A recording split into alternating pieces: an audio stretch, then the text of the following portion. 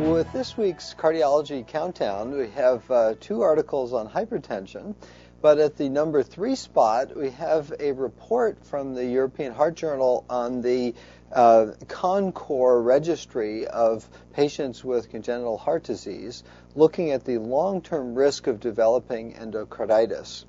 They look in the database and developed a risk score to predict the risk of developing endocarditis over the subsequent 20 to 40 years,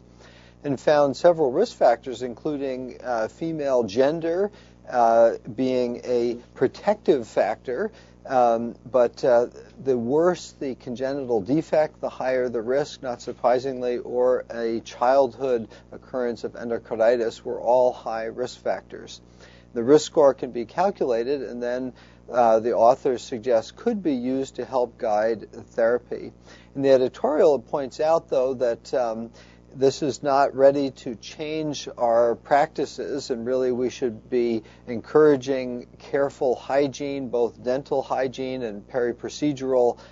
cleanliness, avoiding tattoos and piercings for patients with congenital heart disease, and then following the standard antibiotic prophylaxis guidelines that generally target antibiotics to patients with more severe heart defects. And so reaffirmation, really, of current practice.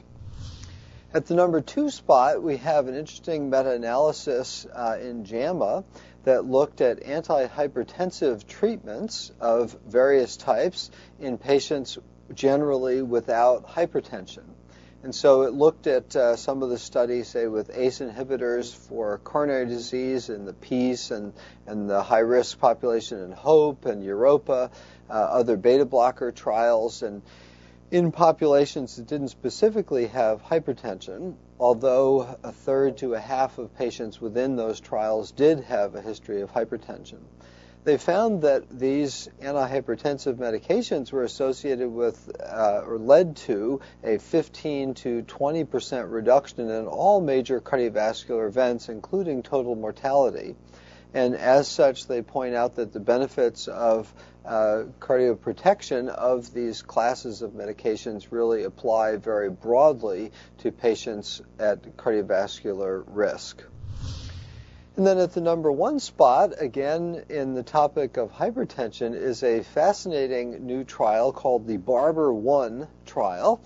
where they did an intervention in barbershops to counsel on blood pressure management as well as provide constant readings. This was done in the Dallas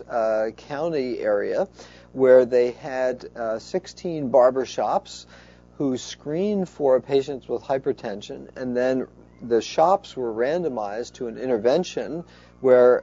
there was offering of blood pressure checks with each haircut, and then counseling on appropriate dietary changes and encouraging follow-up with physicians.